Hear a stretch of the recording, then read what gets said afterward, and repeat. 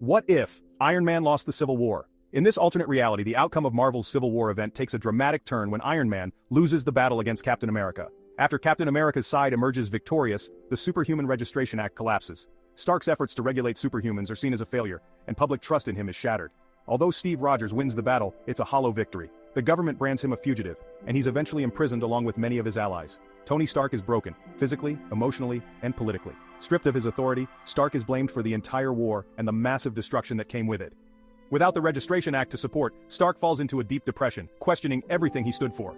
Without regulation, rogue heroes and villains start rising to power, leading to an increase in chaos across the globe. Governments, having lost their faith in the superhero community, turn to more extreme measures to control the superhuman population, creating their own enhanced soldiers and technology-based enforcers. With Tony Stark disgraced and Steve Rogers imprisoned, the Avengers are no longer a cohesive team. Without their leadership, smaller, disjointed groups of heroes attempt to fight back against the growing threats, but their lack of unity leaves them vulnerable. In the aftermath of his downfall, Tony Stark begins a long road to redemption. Realizing the error of his ways, he goes underground, working from the shadows to help the world in secret. Slowly, he begins to gain the trust of a few remaining heroes, but it's a long and painful process. Watching the world unravel from his prison cell, Steve questions whether his stubborn moral stance was worth it. As the world spirals out of control, he starts to wonder if there was a better way to handle the conflict. If there was a middle ground they never considered. With the superhero community fractured and Earth left vulnerable, cosmic forces like Thanos, Galactus, or even the Skrulls are able to exploit the chaos. Earth's defenses are weaker than ever, and without the united front of the Avengers, the planet faces an existential threat.